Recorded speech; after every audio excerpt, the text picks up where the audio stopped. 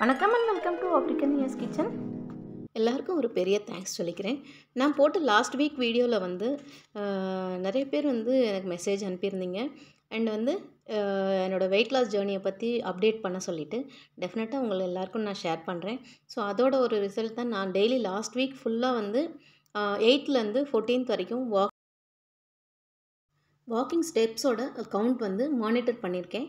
அதை வந்து உங்களோட ஃபோட்டோவை உங்களோட ஷேர் பண்ணுறேன். ஒரு சில நாள் வந்து மார்னிங் மட்டும் வாக் போயிட்டு வந்துடுவேன், ஈவினிங் போக மாட்டேன். ஒரு சில நாள் ஈவினிங்கும் போவேன். ஸோ அந்த மாதிரி போகும்போது வெயிட் வந்து முன்ன பின்ன ஆகும். பட் ஆனால் என்னுடைய டார்கெட் வந்து ஃபுல்லாக அச்சீவ் பண்ணுற அளவுக்கு. குட் மார்னிங்க. இன்றைக்கி ஜூலை 8 டியூஸ்டே மார்னிங் பிரேக்ஃபாஸ்ட். காலையில் வாக்கிங் எல்லாம் போயிட்டு வந்துட்டு பூஜை வேலையெல்லாம் முடிச்சுட்டு என்னோடய பிரேக்ஃபாஸ்ட் ஸ்டார்ட் பண்ணிகிட்ருக்கேன்.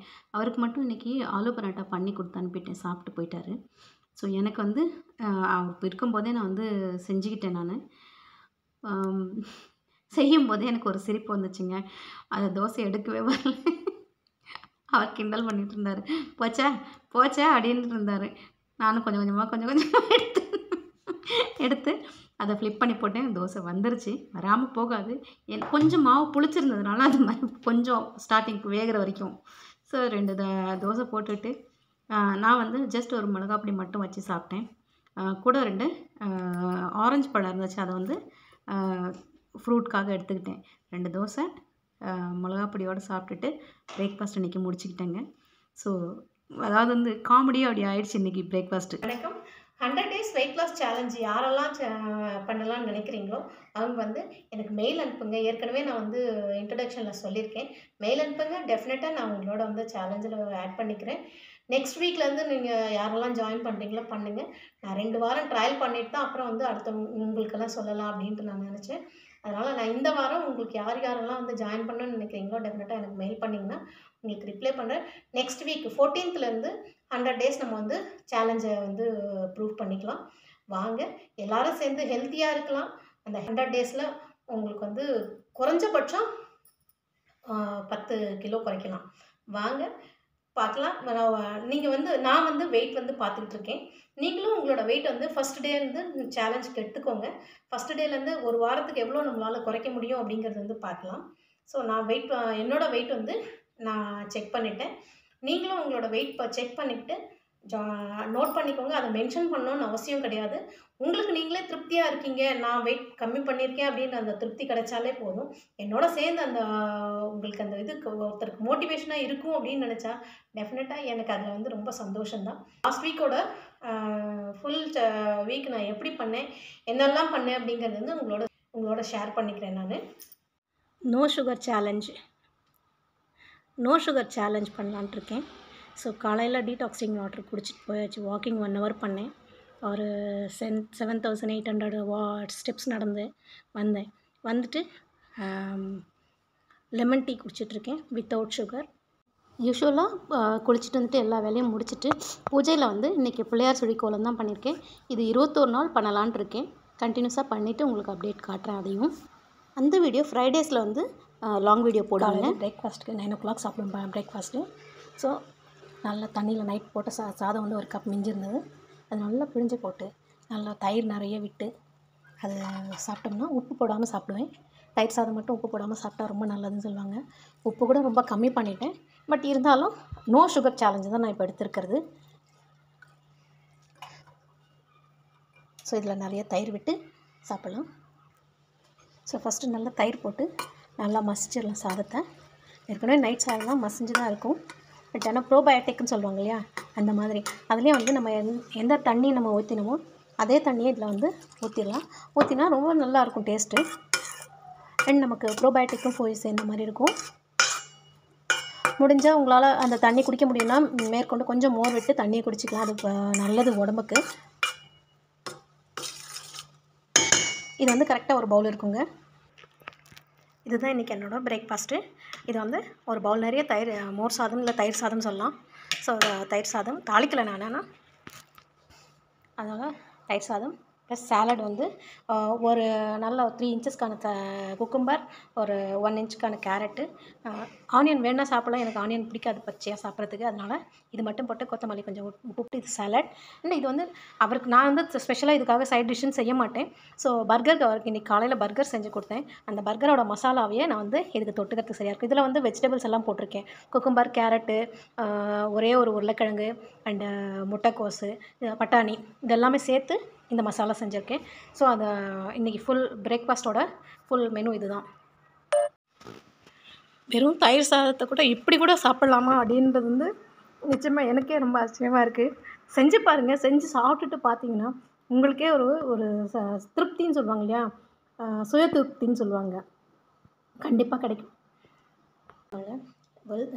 காசு பணம் இருக்கோ இல்லையோ, நமக்கு நம்ம உடம்போட ஹெல்த்து தாங்க ரொம்ப முக்கியம்.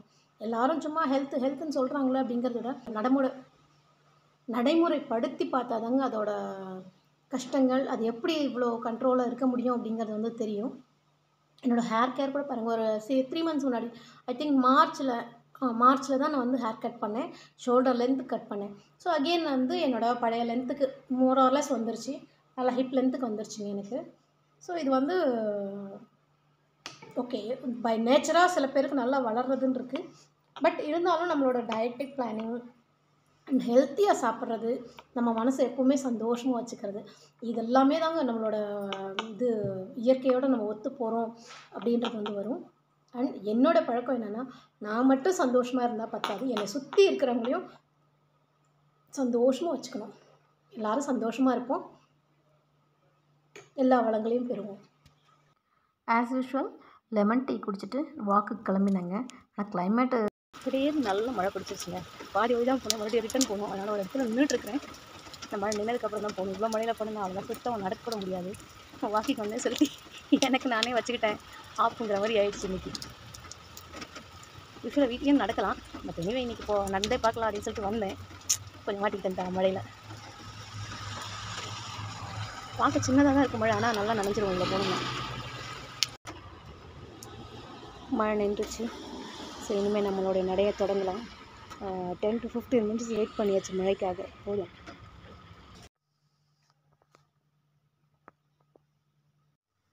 இன்றைக்கி பூஜையில் பிள்ளையார் சொல்லி கோலம் போட்டு பிள்ளையார் பூஜை பண்ணியாச்சு. சாமிக்கு நைவேத்தியம் பண்ணிட்டேன், பாபாவுக்கும் நைவேத்தியம் பண்ணிட்டேன். வாழைப்பழம் தான் இன்றைக்கி நைவேத்தியம் வச்சேன். ஸோ இன்றைக்கி டே வந்து நல்லபடியாக போச்சுங்க. இன்றைக்கி மார்னிங் வந்து லெமன் வாட்டர் தான் குடிச்சிட்டு போனேன். ஜஸ்ட்டு லெமன் மட்டும் போட்டு ஒன்றுமே போடாமல் குடிச்சிட்டு போனேன். வாக் போய்ட்டு வந்தேன், 2 hours போய்ட்டு வந்தேன் நான். வாழ்க்கையில் ஒவ்வொரு நாளும் ஒவ்வொரு பாடம் அப்படின்ற மாதிரி எனக்கு வந்து வெளியூரில் வந்து உட்காந்துட்டு நம்ம வாக்கிங் போனோம்னா இங்கே வந்து எந்த பயமும் கிடையாது. எப்படி போனாலும் நம்ம வீட்டுக்கு வந்து சேர்ந்துடலாம். இன்றைக்கி ஒரு இன்சிடெண்ட் நடந்துச்சு. நான் வீடியோ எடுத்துக்கிட்டே வந்து நடந்தேன். ஒரு என்னோடய ரூட் எடுக்காமல் ராங் ரூட்டில் எடுத்துகிட்டு டேக் டைவர்ஷன் திருப்பதி வரைக்கும் போயிட்டேன்ற மாதிரி 2-3 கிலோமீட்டர் உள்ளே கொஞ்சம் இன்டீரியராக போயிட்டேன் நான். அப்புறம் வந்து ரியலைஸ் பண்ணி பார்க்கும்போது நான் வீடியோ எடுத்துகிட்டே போனேன் அப்படின்றதுனால வந்து டேக் டைவர்ஷன் ஆகிடுச்சி. சரி, பட் இருந்தாலும் கூகுள் மேப்போட நம்ம உதவி எடுத்துக்கிட்டு நேராக நான் என் வீட்டுக்கு வந்து சேர்ந்துட்டேன். பட் ஆனால் என்ன 1 hour வாக்கிங் போகிறது 1.5 hour ஆயிடுச்சு எனக்கு இன்றைக்கி வாக்கிங்கில். பட் அதுவும் ஒரு நல்லதுக்கு தான், ஒரு குட் எக்ஸ்பீரியன்ஸ். வீட்டுக்கு வந்ததுமே அப்படியே சோர்ந்து உட்காந்துடாமல், டயர்ட் ஆகிடுச்சின்னு உட்காராமல், நான் ரெகுலராக இதே மாதிரி எனக்கு தெரிஞ்ச சின்ன சின்ன எக்ஸசைஸ், ரொம்ப ஹார்டாக ஒரு இவங்க எக்ஸசைஸை ட்ரெயினரை வச்சு நல்லா பண்ணிக்கல. ஏற்கனவே என் டாக்டரோடு நாங்கள் சேர்ந்து செஞ்சுட்டு இருந்தோம். ஒரு 2-3 years முன்னாடி ரெகுலராக செய்வோம். ஸோ ஒரே கண்டினியூஸாக அப்போது 2-3 years பண்ண மாதிரி வந்து மறுபடியும் பண்ண முடியாமல், கொஞ்சம் லைஃப்பில் வேறு சேலஞ்சஸ் எல்லாம் வந்ததுனால அந்த எக்ஸசைஸு, இந்த வாக்கிங் அது எல்லாமே ஸ்டாப் பண்ணிட்டோம். மறுபடியும் ரீக்ரியேஷன் பண்ணலாம் அப்படின்னு சொல்லிட்டு என்னோடய டாட்டர் அவளோட இடத்துல பண்ணிகிட்ருக்கா. பட் அவள் வந்து நல்ல ட்ரைனிங் எடுத்திருக்கா. ஏற்கனவே ஒரு கொரோனா டைமில் வந்து நிறைய ட்ரைனிங்கெல்லாம் எடுத்திருக்கா. எக்ஸசைஸ்க்காக ஜிம்முக்கெல்லாம் போவாள். அண்ட் டயட்டீஷியன் வச்சுருந்தா. ஸோ அது அப்படியே எனக்கு சொல்லுவாள். ஆனால் அந்தளவுக்கு டீட்டெயிலாக இல்லைனாலும் ஓரளவுக்கு அவள் சொல்லும்போது அதெல்லாம் நான் கிரகிச்சிக்கிட்டு அது மாதிரி நானும் பண்ணுவேன். பட் நல்லா வெயிட் லாஸ் ஆச்சுங்க அந்த டைமில். டெஃபினட்டாக அது ரொம்ப ஹெல்ப்ஃபுல்லாக இருந்துச்சு. ஒருத்தருக்கு ஒருத்தர் ஷேர் பண்ணிக்கிட்டால் தானேங்க இதெல்லாம் இருக்கும். அதனால் நான் உங்களோட இந்த ஒரு ஜேர்னியை உங்களுக்கு யாருக்காவது பர்சனலாக உண்மையிலே வேணும் அப்படின்னாக்கா நினச்சிங்கன்னா டெஃபினட்டாக எனக்கு மென்ஷன் பண்ணுங்கள். நான் உங்களுக்கு வந்து என்னோடய எக்ஸசைஸ் எப்படி பண்ணுறேன், என்ன டயட்டு சாப்பிட்றேன் எல்லாமே உங்களுக்கு சொல்கிறேங்க. அண்ட் இந்த எக்ஸசைஸ் எல்லாம் வந்து சின்ன சின்ன எக்ஸசைஸ் தான் நம்மளால் இந்த சாதாரணமாக வீடியோக்களை பார்த்தே நம்ம தெரிஞ்சுக்கலாம். அப்புறம் இந்த மாதிரிலாம் பண்ணி முடிச்சதுக்கப்புறம் லாஸ்ட்டில் எக்ஸசைஸில் ஒரு ரிலாக்ஸிங்காக இந்த சவாசனம் அப்படின்னு சொல்லுவாங்க, பிராணாயாமம் அண்ட் சவாசனம், இது ரெண்டுமே முக்கியம். இவ்வளோ எக்ஸசைஸு வாக்கிங் எல்லாம் பண்ணதுக்கப்புறம் லாஸ்ட் அது மஸ்ட்டு பண்ணணுங்க. அது பண்ணிங்கன்னா உண்மையிலே அந்த டே ஃபுல்லாக உங்களுக்கு ரிலாக்ஸாக இருக்குங்க. ஸோ ஒரு 5 மினிட்ஸ் நான் இந்த மாதிரி ரிலாக்ஸாக படுத்துட்டு 8:30 வீட்டுக்கு வருவேன். 9 o'clock வரைக்கும் இந்த மாதிரி சின்ன சின்ன எக்ஸசைஸு அப்படியே நடக்கும்போதே வந்து துணிகள்லாம் எடுத்து போடுறது அது மாதிரிலாம் செஞ்சுருவேன். எல்லாம் முடிஞ்சதுக்கப்புறம் ரொம்ப படபடன்னு எந்திரிக்காமல் ரிலாக்ஸாக மெல்லமாக கால்களையும் கைகளையும் மடித்து குனிஞ்சு நிமிர்ந்து எந்திரிச்சிங்கன்னா ரொம்ப ரிலாக்ஸிங்காக இருக்கும். காலையில் பிரேக்ஃபாஸ்ட் வந்து சீரியல் சாப்பிட்டேன், ஒரே ஒரு பவுல் சீரியல் சாப்பிட்டேன். ட்ரை பண்ணுறேன், எல்லாமே என்னோடய டாக்டர் சொல்லி கொடுத்ததை வச்சு செஞ்சிட்ருக்கேன். இப்போ மத்தியானத்துக்கு வந்து தால் டோக்லி பண்ணியிருக்கேன். ஸோ ரொம்ப நல்லாயிருக்கு. இதோட ரெசிபி உங்களுக்கு யாருக்காவது வேணும்னா டெஃபினட்டாக நான் ஷேர் பண்ணுறேன், கமெண்ட் செக்ஷனில் மென்ஷன் பண்ணுங்கள். மார்னிங் வாக் போயிட்டு வந்ததுமே ஒரு 5 மினிட்ஸ் அந்த ரிலாக்ஸாக சூடாக நம்ம டீ குடித்தாலும் சரி, லெமன் டீ குடித்தாலும், இல்லை நான் சொல்கிற மாதிரி சுகர்லெஸ் டீ குடித்தாலும் அந்த ஒரு திருப்தியாக அந்த டைம் ஸ்பெண்ட் பண்ணது ரொம்ப நல்லாயிருக்கும், ரிலாக்ஸிங்காக இருக்குங்க. அவல் மினி இட்லிங்க, சூப்பராக இருக்கும், நல்லா டேஸ்டியாக இருக்கும், ஈஸி டு இது பண்ணுறது. எல்லா வெஜிடபிள்ஸ் சாப்பிடாத பசங்க கூட, வெஜிடபிள்ஸே சாப்பிட மாட்டேன்ற பசங்க கூட இதை வந்து ஃபுல்லாக சாப்பிட்ருவாங்க. ஸோ இது ஈவினிங் ஸ்நாக்ஸாகவும் கொடுக்கலாம், இல்லை ஸ்கூலுக்கு பசங்களுக்கு லஞ்ச் பாக்ஸ் மெனுவாகவும் கொடுக்கலாம். அண்ட் வீட்டில் இருக்கிற பொருட்களை வச்சு நம்ம போய் அதை வாங்கிட்டோம் இதை வாங்கிட்டோம்னு இல்லை, ரொம்ப ஈஸியாக செஞ்சிடலாம். மசாலா அவல் மினி இட்லி, ஒரு கப் அவல், கேரட் 1/2 பீஸு, வெங்காயம், பீன்ஸு, பட்டாணி, உங்களுக்கு என்ன வேறு வெஜிடபிள் வேணுனாலும் போட்டுக்கலாம். பீட்ரூட் அவாய்ட் பண்ணுங்கள், அவாய்ட் பண்ணலைன்னா அது ஒரு கலராக இருக்கும், இந்த டிஷ்ஷாக நல்லாயிருக்கும். அதையும் மிக்ஸ் பண்ணிவிட்டு நல்லா சீச்சிட்டு மிக்ஸ் பண்ணிவிடுங்க. பண்ணிவிட்டு அவல் வந்து ஒரு கப்பை ஜஸ்ட் தண்ணியில் நம்ம அவல் உப்புமா பண்ணுறதுக்கு நம்ம இது பண்ணுவோம் இல்லைங்களா, தண்ணியில் கொஞ்சம் ஊற வச்சு பிழிஞ்சு எடுத்துருவோம். அந்த மாதிரி எடுத்துகிட்டு இந்த காய்கறியெல்லாம் போட்டு நல்லா கையால் நம்ம சப்பாத்தி மாவு பிசைகிற மாதிரி பிசைஞ்சிட்டு சின்ன சின்ன உருண்டைகளை உங்களுக்கு எப்படி நீட்டமாக வேணாலும் இந்த மாதிரி ரவுண்டாக வேணாலும் பிசைஞ்சிட்டு உருட்டி ஆவியில் வச்சு ஜஸ்ட் தாளிச்சிங்கன்னா சூப்பரான உங்களோட அவல் மினி இட்லி ரெடி ஆகிடும். ரொம்ப சாஃப்டாகவும் இருக்கும் சாப்பிட்றதுக்கும். அண்ட் சின்ன குழந்தைங்களுக்கு இந்த மாதிரி க்ரியேட்டிவாக பண்ணி கொடுத்தோம்னா ஈஸியாக சாப்பிட்ருவாங்க இல்லையா. முந்தா நாள் வழி தவறிட்டு இங்கெல்லாம் வந்து சுற்றிட்டு இருந்தேன். பட் இதோட பேரலல் ரோட்டில் அங்கே நின்றுட்டு நான் ஐயோ வழி தவறிட்டேனே அப்படின்னு நினச்சேன். பட் ஆனால் கொஞ்சம் ஃபர்தராக வந்திருந்தாக்கா தவறலை அப்படின்னு சொல்லி தெரியும் கான்ஃபிடெண்ட்டாக. இன்றைக்கி அதுக்கு ட்ரையலுக்காகவே இவ்வளோ தூரம் வந்திருக்கேன். பட் நல்ல எக்ஸ்பீரியன்ஸாக இருக்குது பை வாக் வரது வந்து, மார்னிங் வாக்.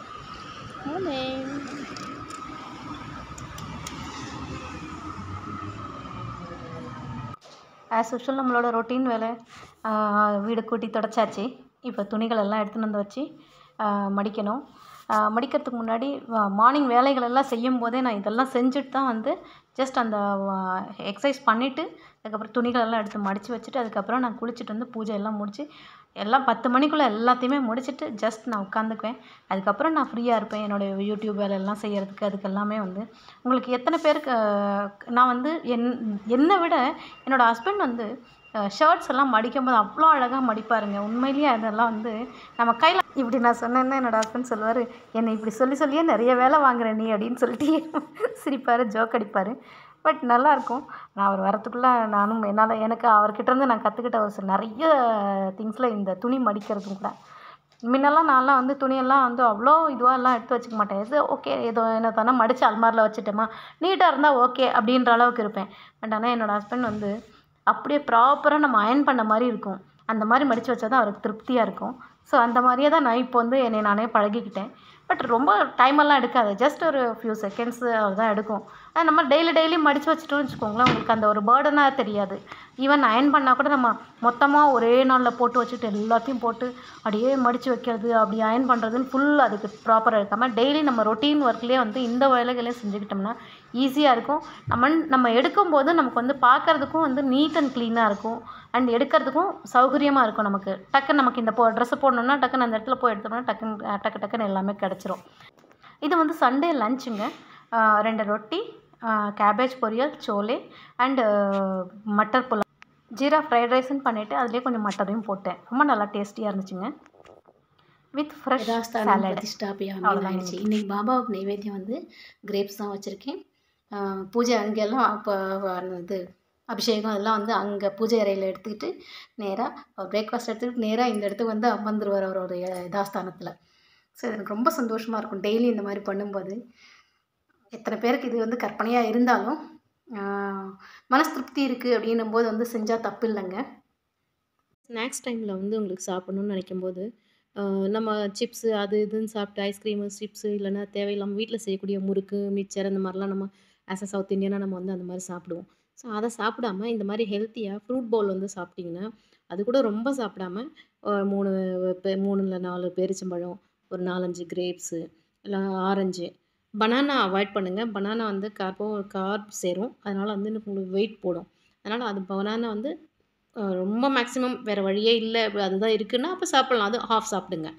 ஸோ அப்போ ஹெல்த்தியாக நம்மளோட வெயிட் லாஸ் ஜேர்னி வந்து நல்லா சக்ஸஸ்ஃபுல்லாக முடிக்கலாம். இன்றைக்கி 14th ஜூலை என்னோடய first week of weight loss ஜேர்னியில் வந்து லாஸ்ட் டே. ரெஃப்ரெஷிங்காக இருந்துச்சுங்க. இன்றைக்கி இந்த ஒரு வாரம் நம்ம கம்ப்ளீட் பண்ணியிருக்கோம் அப்படிங்கும்போது யாருக்கெல்லாம் இந்த மாதிரி அமைதியாக சாப்பிட்ணும் திருப்தியாக சாப்பிட்ணும் அப்படின்றது வந்து இருக்கும். கண்டிப்பாக எல்லாருக்குமே இருக்கும். சாப்பிட்ற நேரம் மட்டும்தாங்க நமக்காக கொடுக்கறது. ஓகே, மீ டைம் அப்படிங்கிறது வந்து ஒவ்வொருத்தர் ஒவ்வொரு விதமாக ஸ்பெண்ட் பண்ணுவாங்க.